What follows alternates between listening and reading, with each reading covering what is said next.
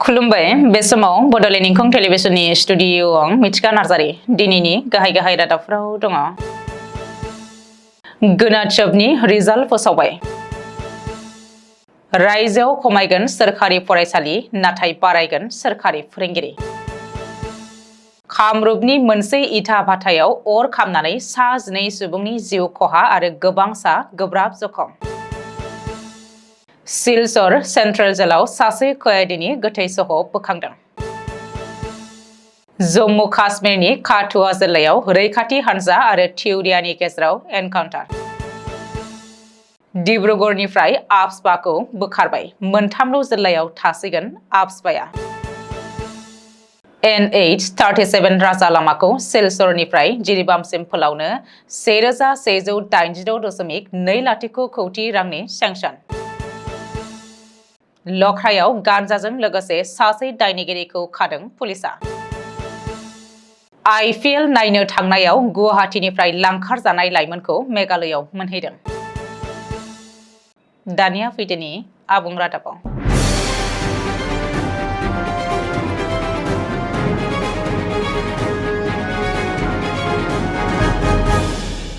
सोलिफु बोसोराव जालांनाय गोनाचबनि रिजाल्टखौ बृहस्पतिबारखालि फोसावबाय। गुवाहाटी नोगोरमानि श्रीमन्त शंकरदेव कलाक्षेत्रआव खुंनाय मोनसे हाबाफारिनि गेजेरजों फोसावदों देग्लायनि गोनाचबनि रिजाल्ट। 2025 मायथाइनि गोनाचबखौ मोनथाम खोलोबाव रायजोनि मोन 35 जिल्लायाव खुंनाय जादों, जेराव रायजोनाङै गं 44,078 फरायसालिनि सा 38,88,464 फरायसुला फरायसुलिफोरखौ लाफानानै खुंनाय जादोंमोन। दिनै फोसावनाय रिजाल्ट बायदियै देग्लायनि गोनाचबआव सेथि मासि आवग्रिनो हादों शिबसागर जिल्लाया।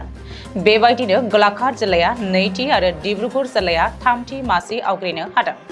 गुबुन फारसे 2025 मायथाइयाव गोग्गो आरो गेबेङै गोनाचब खुंनाय आरो नर्मेलाइजेसनाव गलाघाट जिल्लाया सेथि, कामरुप नोगोरमा जिल्लाया नैथि आरो जरहाट जिल्लाया थामथि जायगा आवग्रिनो हादों।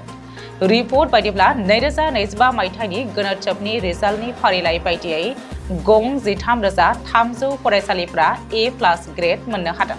गं 13,952 फरायसालिफ्रा A ग्रेड, 4,243 गं फरायसालिफ्रा B ग्रेड, 891 गं फरायसालिया C ग्रेड आरो 208 गं फरायसालिया D ग्रेड मोननो हायो।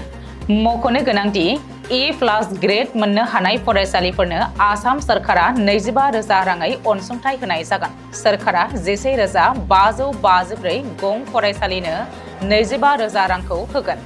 बेनि अनगायैबो आरोहनि सिङाव सा 4,320 फरायसालिफोरनो सरकारनि बिथिंनिफ्राय गंफा टेब्लेट होनाय जागोन। भेन्सार फरायसालिफोरखौ सोरखारि खालामनो दाबि खालामनाया सोलिगासिनो थानायनि गेजेरावनो गिबि मन्थ्रिनि गेदेर फोसावनाय। रायजोआव खमायगोन सोरखारि फरायसालिनि बिबां, नाथाय बेनि सोलाय सोरखारि फोरोंगिरिनि बिबाङा बांगोन।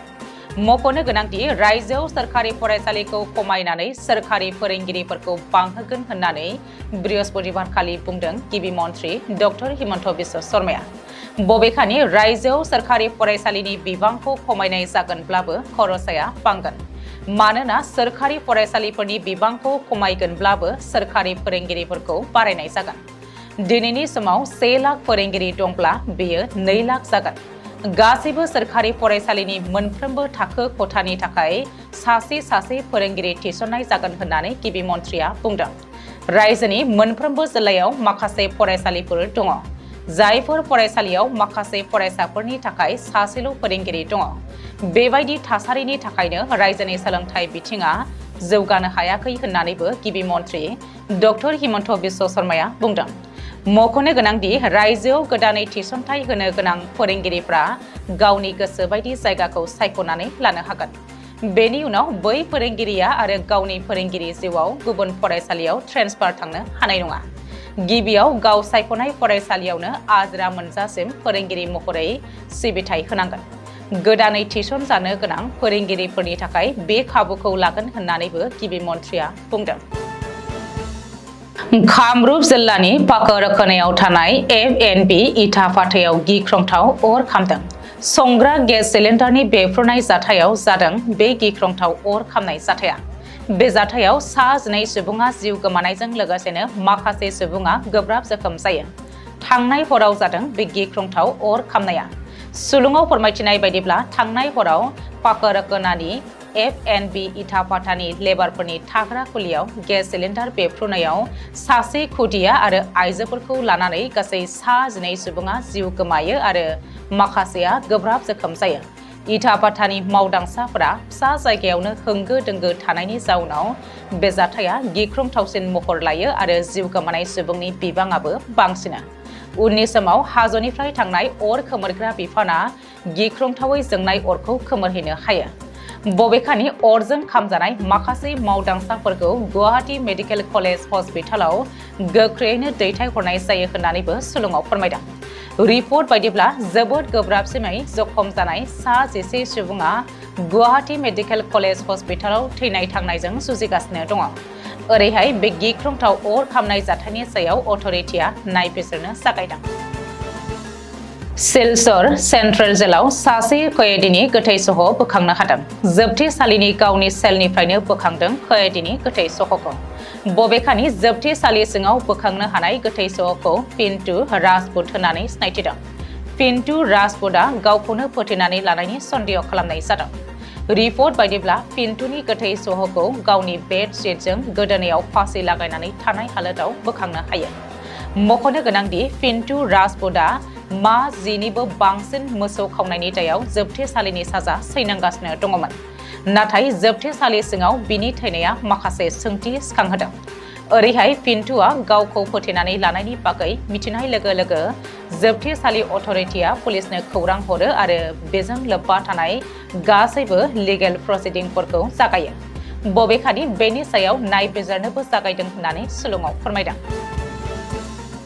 जम्मु काश्मीरनि काठुआ जिल्ला साम्बा सेक्टर सानियाल गामि ओनसोलनि हाग्राबारियाव माखासे टिउरियाफोरा थाखोमानाय खौरांखौ मोननानै इन्डियान आर्मी, BSF, CRPF आरो जम्मु काश्मीर पुलिसफोरा जथायै गोख्रों काउम्पिं अपारेशन खालामनायाव टिउरियाफोरजों एनकाउन्टार जायो।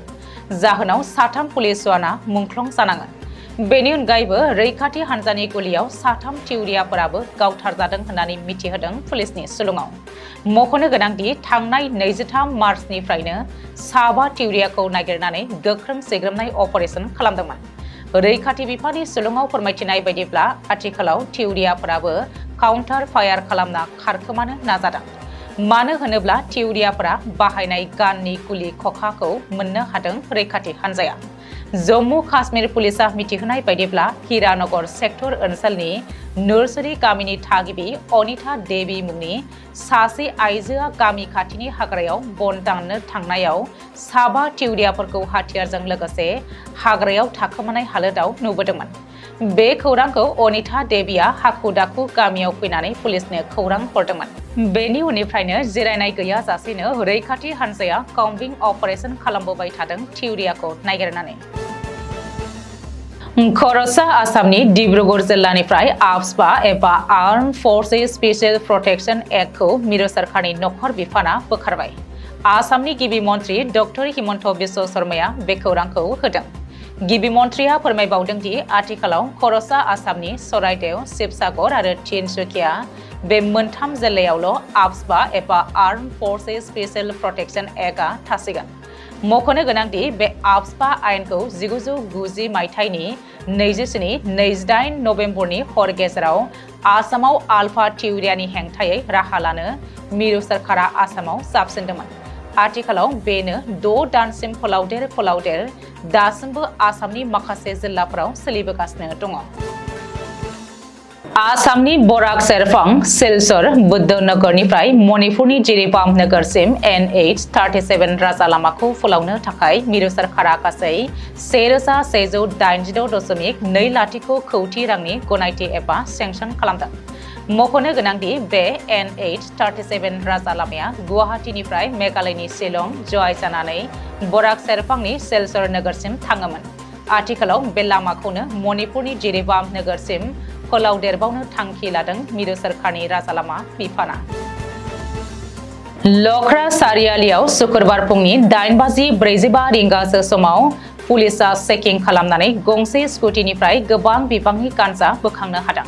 मिथिनो हानाय बायदिब्ला गरसु पुलिस थानानि एसआई प्रणब ज्योति भट्टाचार्यनि हानजा आरो आजरा डिभिजननि एसिपिनि दैदेननायाव खौरां मोननाय बायदियै सिग्रोमनायाव गांजाखौ हमनो हादों होननानै मिथिहोदों।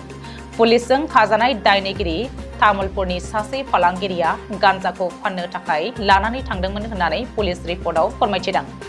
दायनिगिरिखौ कामरुपनि जालुकबारि पुलिस थानानि सिङाव थानाय देवकथा नगर कनसाईगावनि थागिबि कमल बर' 35 बोसोर होननानै सिनायथिनो हादों। पुलिसा बेनिफ्राय सिग्रोमनायाव 9.921 किल'ग्राम गांजाखौ जब्द खालामनो हानायजों लोगोसेनो AS25X7533 नम्बरनि स्कुटिखौबो जब्द खालामनाय जायो।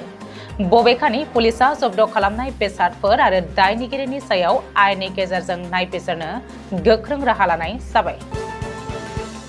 26 मार्च 2025 बुधबार खालि गुवाहाटीआव IPL गेलेनायखौ नायनो थांनानै गुवाहाटीनिफ्राय लांखार जानाय बरपेटानि लाइमोन फाखरुद्दीन भुइयाखौ पुलिसा नागिरनानै मेघालयनिफ्राय बोखांनो हादों।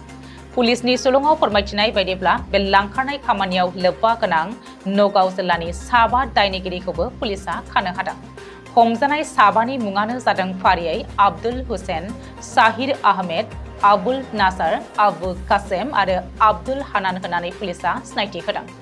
बे केसनि सायाव पुलिसा नायबिजिरनो लाबाय होननानै मिथिहोबावदों। दिनैनि रादाबा एसेनोसै। गोजोन्थों।